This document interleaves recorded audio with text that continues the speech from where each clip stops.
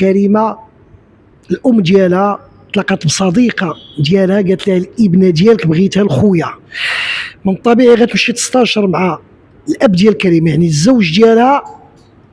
لقاو البنيه قاصر، قالوا ممكن انه نصبروا سنه. من بعد ما كملت سنه، نحاول ما امكن نختصر في الموضوع، داروا الاجراءات، داروا عرس، صيفطوا هذا الزوج. كريمه غادي تخبر اللي مشات عند الراجل في اقل من 24 ساعه. اسباب ومسببات هذا الاختفاء امر غريب. مشاهدينا الكرام، عدد كبير من المغاربه تبعوا معنا هذه القضيه اللي صراحه 10 سنوات وحنا كريمه ما لقيناهاش، رغم انه هي لا تتوفر على بطاقه التعريف الوطنيه. وهذا سؤال محير، كيفاش غتعيش هذه البنيه؟ مشاهدينا الكرام، استاذ رشيد غاني محامي بهيئه الدار البيضاء غني عن التعريف دخل على الخط، دار مجهود كبير انطلاقا من واقعة كريمه، شاف الاجراءات كيفاش مشات، كذلك الزوج ديالها اللي مشى دار دعوه ديال طلاق الشقاق بكريمه، جاب الملف كامل، بانت عنده امور يلفها الغموض. اول خطوه دار بعد ما اعتكف، وانا كنعرف هذه الكلمه علاش قلتها، انه خدم ليله نهار على هذا الملف. في الاخر وصل الملخص تقريبا شي 15 وثيقه، وكذلك الادله اللي عنده مرفوقه بالمراجع. مشى رئاسه النيابه العامه، رئاسه النيابه العامه خدات الملف في اطار الدراسه وخدات قرار صيفطت الملف للسيد الوكيل العام. السيد الوكيل العام كذلك بمراكش تفاعل بقوه مع هذا الملف، صيفطوا الرجال الدرك بقلعه السراغنه، والابحاث جاريه الان على قدم وساق في هذا الملف. غنشوف استاذ رشيد غاني كيفاش شاف الامور. استاذ، حاول تلخص في الاول، انت المسؤول على العائله مطالبين بالحقوق في نية كريمه، كيفاش تبعتي هذه الخطوات اللي الان كنحسوا بمجهود كبير كيقوموا به رجال الدرك، الاستماع لكل من له صله؟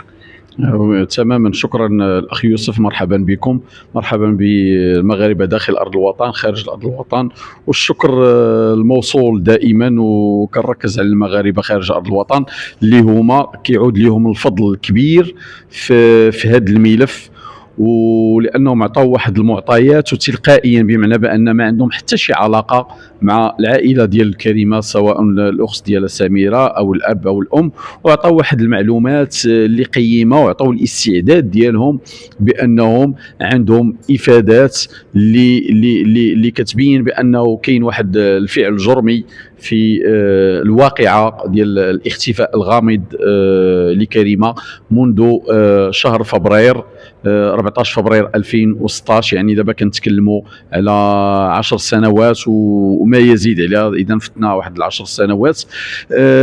بعد ما استجمعنا هذه المعلومات كلها، اضافه اللي كاينين معطيات، كاين عندنا معطيات هنا ديال شهود هنا داخل ارض الوطن، كان عندنا كذلك معطيات اللي من شأننا بان تفيد البحث، خاصه فيما يتعلق بالمعطيات الرقميه والتقنيه، لان هذه الامور كلها كنا جمعناها من عند العائله، الاتصالات فوقاش كانوا، جميع التحركات المنتجين واللي عندهم علاقه بالملف، وكنعرفوا جيدا القيمه ديالهم عند الضابطه القضائيه، وكيفاش غادي تستغلوا هذه الامور كلها كنعرفوها جيدا. من بعد وضعنا كتاب لدى رئاسة النيابة العامة بعد الدراسة، كاين التفاعل المعهود في رئاسة النيابة العامة مع الشكر الموصول كمؤسسة.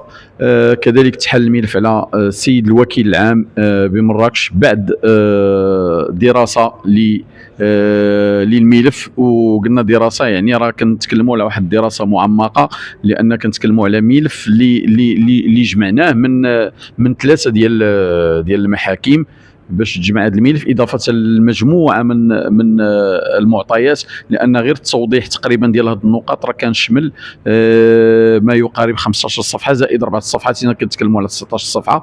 هذا غير اللي بالنسبه لنا حنا كان كمعطيات. هذا الشيء هو اللي غادي يخلي انه كان مجموعه ديال المغاربه مشكورين اللي بالحرقه ديالهم كانوا كيتواصلوا كيستفسروا على الملف ديال كريمه فين وصل. اذا الملف راه محتاج لدراسه، من اللي كان احنا تقريبا خدينا فيه اسبوع، لاننا خلينا ليه الوقت كامل تقريبا في رئاسه النيابه العامه، ربما مده ديال 11 يوم اللي كانت في ديال الدراسه. نفس الشيء بالنسبه لمراكش، خدا الوقت تقريبا واحد 2 ديال الاسابيع. تحال على الضابطه القضائيه المختصه، ومن خلال المعطيات الاولى اللي كاين واحد الارتياح كبير. هذه كلمه مهمه كنقولوها، ارتياح كبير وكبير بزاف لدى العائله ديال كريمه المختفيه،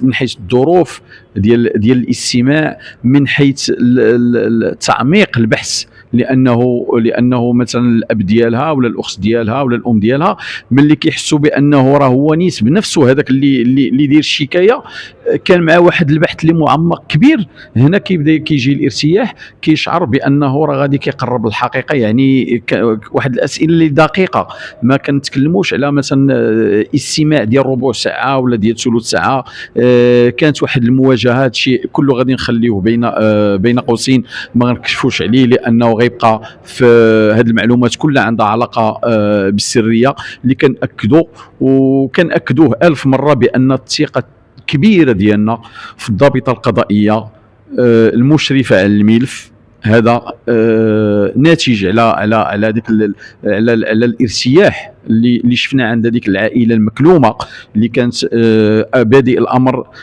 كاع المغاربه شافوا الارتسامات عليهم، شافوا الحزن عليهم، شافوا واحد فقدوا الامال لانه تكلموا على 10 سنين، ولكن دابا كاين وضع اخر. يعني من خلال التواصل معهم كتشوف بانه لو كيف كنقولوا ناس اخرين يعني فهموا بانه راه دائما كاينه الثقه في المؤسسات، يكفي اللي ما كانش عندهم غير هذيك الطريق بانهم الوصول الخيط اللي غادي يوصلهم للحق ديالهم. الان يعني عمل كنقولوا مشترك، عمل ديال الصحافه، عمل ديال المكتب ديالنا، عمل ديال رئاسه النيابه العامه، عمل ديال النيابه العامه استئنافيه مراكش. ان شاء الله كاين بدايه عمل جد موفق للضابطه القضائيه الدرك الملكي.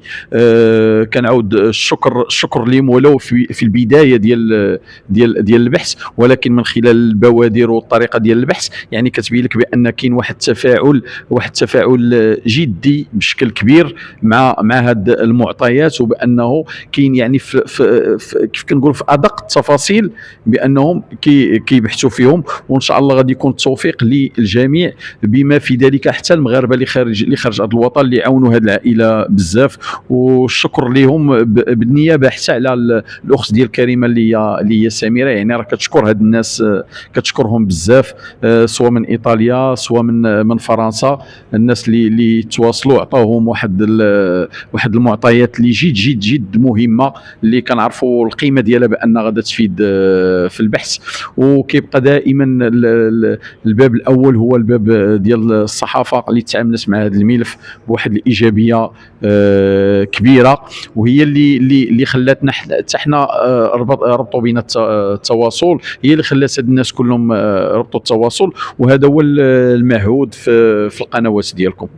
أستاذي سؤال واحد اللي عندي هو في الوقت اللي قمتي بالابحاث في الملف بانت لك امور شيئا ما فيها غرابه.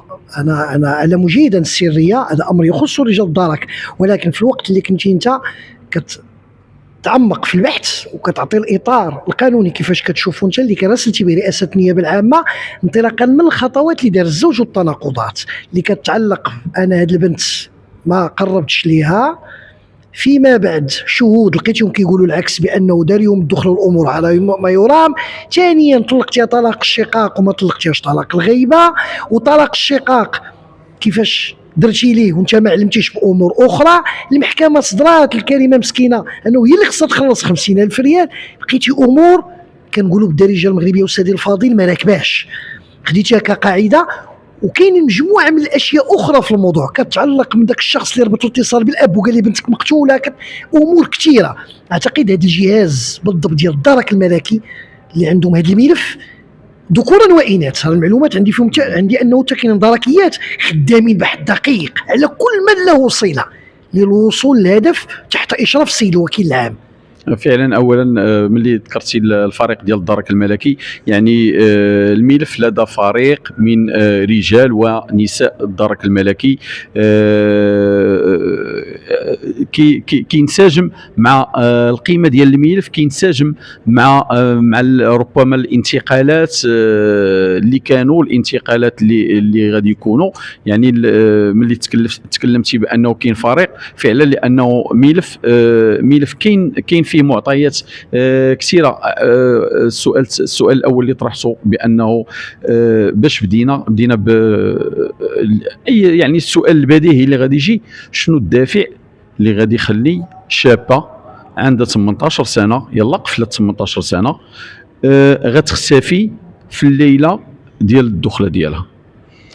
حاول الزوج بانه يموه بانه لا راه ما كانش الدخله، اذا البنت عندها شي مشكل، هذا هو ماشي بنت ولا حامله ولا شي حاجه بحال هكا، هذا هو اللي خلاها باش غادا تهرب.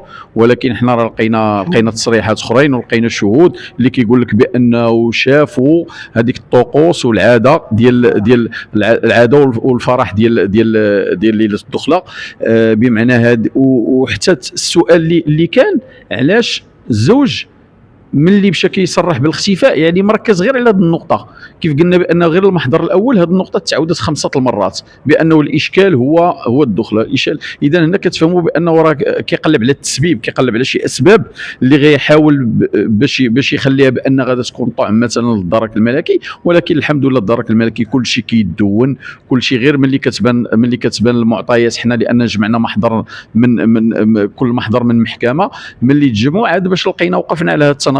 راه ما كانوش واضحين في الاول، لانه استغلوا هذه النقطه ديال بانه راه كان البحث عند اكثر من فرقه قضائيه. تجمع الملف، كنبقاو كنتسائلوا شنو اللي غيخلي هذه البنت بان بعد مرور 10 سنوات دابا غتكون عندها 28 الا كانت على قيد الحياه، علاش ما غتصيبش البطاقه الوطنيه؟ لانه الضابطه القضائيه من بعد التنقيط كيتبين بانها راه غير منجزه للبطاقه الوطنيه. كنتسائلوا علاش واحد غدوز 5 سنوات وغادي يتصل واحد بعيد بما يزيد عن 200 كيلومتر، وكيتصل بانه كيعطي واحد التفاصيل ما يمكنش غتجيه من فراغ، ما يمكنش. منين غادي يجي الرقم ديال الاب اللي كاين في واحد المنطقه نائيه؟ يعني اي واحد كنطرح هذا السؤال على نفسي انا، يعني كيفاش ملي غادي انت في واحد المنطقه نائيه غادي توصل بواحد المكالمه ماشي عشوائيه، مكالمه مقصوده، كيتكلم معك بالاسم ديالك وكيتكلم معك على الاختفاء ديال البنت ديالك وكيقول لك بانه راه مقتوله وقتل الزوج ديالها. اذا هذا الشيء ماشي عشوائي، هذا الشيء كان منظم، وربما جا في واحد الحاله اللي هذاك الشخص اما سرق السمع من طرف هذيك العائله، اما من وسط العائله وشاهد على هذه الامور كامله، والضمير ديالو هو اللي خلاه بانه غادي يتصل. ومن بعد ملي داز عليها الوقت غيكون ما كيف كنقولوا ما بقاش هذاك الضمير الحي اللي غادي يكمل ولا غادي يبلغ. حنا بالنسبه لنا كان يعني الشخص الهويه ديالو ولات محدده، عرفنا الشخص شكون، عرفنا السين ديالو، العنوان ديالو، كل شيء توضع في هذا كان مجهود ديال المركز القضائي بقلعه الصراغنه، لامور تقنيه تم تحديد الهويه ديالو. وكان عندنا هذا من الملتمسات المهمه بانه هذا الشخص هذا اللي عنده غموض، كاين واحد الغموض اللي خصو يجاوب عليه من حيث التوقيت. يعني كنتكلموا على توقيت ديال ما يقارب 12 ديال الليل، يعني منتصف الليل، باش غتصل بواحد السيد اللي كينعس مع 8 ولا كينعس مع 9، غادي تتصل به هو مسكين بهذيك الحرقه، غير كيصوني التليفون، راه الحاله ديالو يقدر يصوني التليفون مع كيف كنقولوا مع هذيك الرنه الاولى غادي يجاوب. الحاله النفسيه ديالو يعني اللي عايشه، هذه الامور كلها كتقدرها، وهذه الامور كامله يعني سواء رئاسه النيابه العامه ولا السيد الوكيل العام ولا الضابطه القضائيه يعني غتاخذ هذه الامور كلها بعين الاعتبار، من اجل باننا غنوصلوا، حنا بغينا نوصلوا للحقيقه. الى حنا المعطيات اذا كانت مختفيه نعرفوها، غير بعد الدافع خص يكون عندنا مقنع، لقينا بان ذاك الدافع ما صحيحش، الدافع ماشي هو ذاك الطلاق، الطلاق كيف كنقولوا بهذا المعنى، يعني اسمح لي غيخرج لي هذا المصطلح، طلاق ملاوط. كيفاش غادي انت مديكلاري بالاختفاء وغادي تمشي دير الطلاق ديال الطلاق ديال قبل الدخول، ديال قبل البناء، كدير واحد الطلاق اخر، يعني بمعنى بانك كتكلم على واحد الشخص اللي كينظم الامور ديالو، كيعرف باش غادي تمشي للمحكمه وغادي توقف قدام في هيئه قضائيه وغادي تبدا تعطي واحد المعطيات، يعني واقف انت كتعطي واحد المعطيات اللي ماشي صحيحه، لا بالنسبه عطيتها العنوان من مدينه مراكش ما عندك به حتى شي علاقه، علاش الطلاق يدار في مراكش ما يدارش في قلعه الصراغنه، الطريقه ديال كيفاش ديال كتبلغ واحد الشخص اللي مختفي، كيفاش غيتبلغ شخص مختفي، كيفاش غادي تبلغ الام ديالها وغتجي من ورا المفوض القضائي وغتقول لها لا راه غير شي فلوس ديالها راني حطيتهم ليها بقاو كتسالوني، المهم كيف كنقولوا داخل ليها بهذا المعنى. الام ما عارفه والو على هذاك الشيء، علاش ما بقاش ما سولاتش، يعني تبلغت الام ولكن المعطيات اللي جا عندها غير بلغها المفوض، كيجي عندها كيقول لها خالتي راه غير شي فلوس ديالها باغي نحطهم ليها في المحكمه باش ما، لان هي ما غاداش ما قارياش، ما كاينش اللي غادي يقرا ليها هذيك الوثيقه، حتى واحد ما قاري في الدار، الله يكون في العون. يعني كاين هذا التدليس كله، علاش غادي يبلغ المفوض؟ استاذي في هذه استاذي، والمحكمه راه العكس، المحكمه حكمت على كريمه هي تخلص لي 50,000 ريال، هذا هو اللي كاين في الحكم، لانه على حسب هذوك المعطيات اللي عطا، حنا ما غاديش ما غنمشيوش مع في هذه الامور مثلا اللي غتبقى مدنيه شرعيه. حنا اللي كتهمنا كاين امر اللي عنده ارتباط بشكايه جنائيه، عندنا امور اللي كبر، ولكن هذا كيبقى قرينه على السوء الاستغلال ديال المساطر القضائيه، يعني بواحد سوء نيه. هنا كتثبت كيف قلنا بان ذاك المحضر الاول فيه تناقضات، هنا كنكشفوا على ملف ديال الطلاق كله عنده تفسير بانه بواحد سوء نيه وبواحد التخطيط اللي في الاخير خصو يجاوب عليه، خصو جواب. استاذي الله يوفقك، والله حاولنا ما امكن نلخصوا، واخا النقاش كيجرنا ولكن حنا كنتفاداو السريه. مشاهدينا الكرام، اعتقد الاستاذ رشيد كان واضح في الموضوع، وهذه مساله يشهد علي الله انه انا ما كنبالغش في الكلام، كنقول اللي كاين دار مجهود كبير في عمق رمضان للتذكير فقط باش يوجد 16 صفحه مرفوقه بمراجع باحكام النيابه العامه او رئاسه النيابه العامه اقتنعت أحالت الملف للسيد الوكيل العام. من طبيعي التعليمات اللي دارت رئاسة النيابة العامة هذه أمور تخص السرية. السيد الوكيل العام كذلك أعطى الأمر ديالو الضابطة القضائية رجال الدرك كيقوموا بجهود كبير. والله العظيم أنا أتكلم وصراحة يعني القانون كيزيرنا كما كنقول، لا يمكن أن أخوض في معطيات أخرى. أعطيت إشارات لما أقول بأن دركيين ودركيات الكل الآن يعمل جاهدا من أجل بحث دقيق كل من له صلة. أعلم جيدا ما أقول، والدليل أنه العائلة كانوا عند رجال الدرك وصراحة فرحانين على طريقة الاستقبال وطريقة المعاملة، وما نتج فيما بعد من العائلة أنه كيتبعوا كيعرفوا الأبحاث فين وصلات وأسماء اللي مذكورة، ورجال الدرك كيقوموا بالواجب لتبيان الحقيقة أكثر. نتكلم عن كلمة اختفاء، ولا لحدود الساعة ما نقدرش نقولوا قتل، ما عندناش جثة. مسألة واضحة، لأن الثقة في مؤسسة ديال رجال الدرك، لأن الثقة في مؤسسة النيابة العامة أولا، والسيد الوكيل العام المشرف والضابطة القضائية اللي قادرة أنه تعطينا حل أو تعطينا فك لغز هذا الموضوع. مشاهدينا الكرام، نحن تتبع الملف وسوف نوافيكم دائما بالجديد حول قضية كريمة. عدد كبير من المغاربة كيبطلوا بنا الاتصال، كنكونوا في القناة في موضوع ثاني، كنقرا التعليقات كيكتبوا لي في نص الملف كريمة، كذلك البعض اللي كيوصلوا المعلومة ومرحبا بهم، ولنا الشرف كيمشيوا الواتساب كيصيفطوا لي رسائل، نحن على تتبع، ولكن الملف إطار السرية رجال الدرك يقوموا بمجهود كبير، وأنا أعلم جيدا ما أقول لتبيان الحقيقة أكثر. القاعدة في الأول دار الأستاذ رشيد محامي فد بكل ما في الكلمة من معنى، متمكن، رئاسة النيابة العامة، دراسة معمقة اقتنعت، حالة الملف السيد الوكيل العام، حاله الضابطة القضائية قلعة السراغنة، اللي الآن كتقوم بمجهود كبير في إطار ملف فيه الألغاز. العائلة كل شيء المغاربة شافوها في الوقت اللي جات دوزام، جات القناة الثانية في إطار برنامج مختفون، وداز سنين وتبدلوا، يعني كاين الملامح ديالهم ساكن. أعتقد المآسي اللي كتعيش العائلة قد ما تكلمت ما غنساليش، شبه فراق، ولا أقول فراق إنما شبه فراق أو انشقاق إذا صح التعبير، بين بوت كريمة والأم.